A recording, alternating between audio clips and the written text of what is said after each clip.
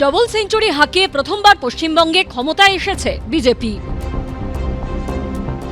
গেরুয়া ঝড়ে রাজ্যে পালাবদলের সঙ্গে সঙ্গে টালিগঞ্জের স্টুডিও পাড়াতেও চোখে পড়েছে পরিবর্তনের ছবি। শেষ পর্যন্ত নন্দনে জায়গা পেল SRFTI এর ছাত্র জয়ব্রত দাসের আলোচিত ছবি the academy of fine arts. শুক্রবার থেকে নন্দনে চলছে সমর্পণ সেনগুপ্তর ছবি প্রত্যাবর্তনও।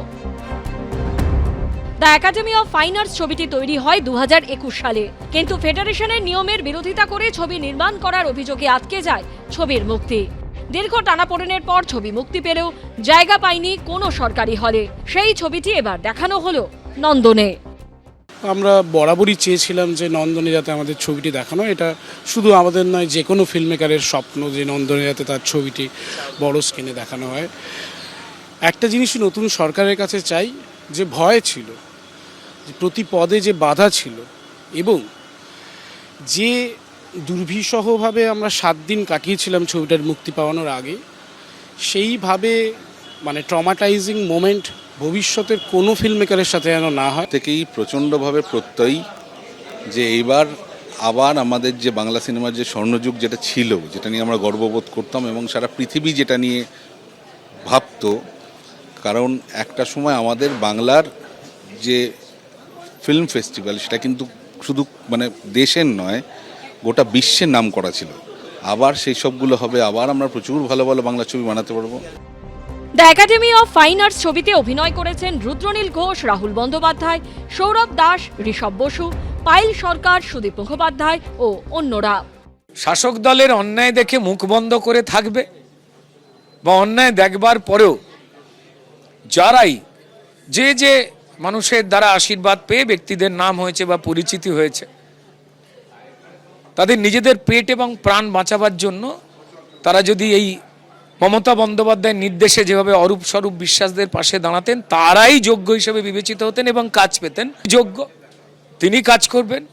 শুধু একটাই আমাদের অনুরোধ, যে কোনো টুকরে টুকরে করবার যে অভিপ্রায়, সেটা বড় আলাদা করে দিয়েছে। কার্যকর সময় আমি অনেক মিছিল হেঁটেছি, কোনো রাজনৈতিক দলের পতাকা হাতেও হাঁটিনি, কারোর বিরুদ্ধেও কোনো কথা বলিনি। আমি হেঁটেছি, শুধু হেঁটেছি, হাঁটাটুকুই আমার কাজ ছিল।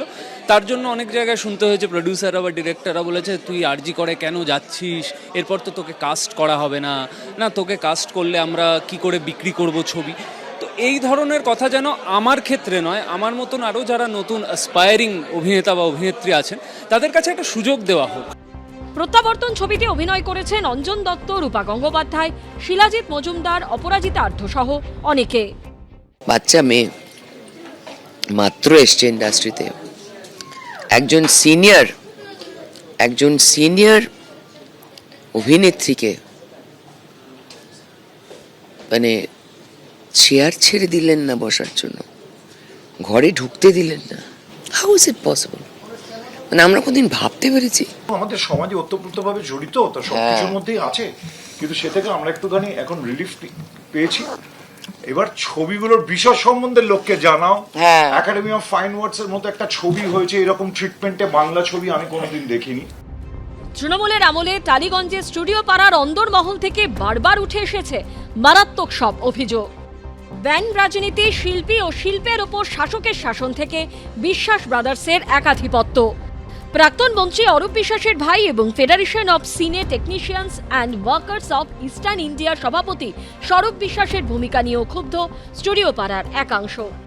কাটমানি একদম স্বরূপ বিশ্বাস নাম করে বলছি, ওখানে তো 2 ভাইয়ের রাজত্ব ছিল, অরূপ বিশ্বাস, স্বরূপ বিশ্বাস। তাদের কারণেই তো আমরা এতদিন কাজ পাইনি। 3.5 বছর 4 বছর আমরা ব্ল্যাক লিস্টেড ছিলাম। কিছু শিল্পী, একটা কাজ আমাদের করতে দেওয়া হয়নি। ডিরেক্টর প্রডিউসাররা কি আমাদের ডাকতেন না? ডাকতেন। লিস্টেড হওয়ার পরে সেই নামগুলো আলাদা করে কেটে দেওয়া হতো, যে এদেরকে বাদ দিয়ে দেওয়া হয়। এবারের নির্বাচনে টালিগঞ্জ বিধানসভায় বিজেপি প্রার্থী অভিনেত্রী পাপিয়া অধিকারীর কাছে 6013 ভোটে পরাজিত হয়েছেন তৃণমূল প্রার্থী ও প্রাক্তন মন্ত্রী অরূপ বিশ্বাস। অনেকেই জানতে আগ্রহী, তাহলে কি বিশ্বাস ব্রাদার্সের প্রতি বিশ্বাস হারিয়েছে টালিগঞ্জ? কারণ যাই হোক, লবিবাজি খতম হবার আশায় বুক বাজছে স্টুডিও পাড়া। অর্ণব মুখোপাধ্যায়ের রিপোর্ট, এবিপি আনন্দ, কলকাতা। এবিপি আনন্দ, এগিয়ে থাকে, এগিয়ে রাখে।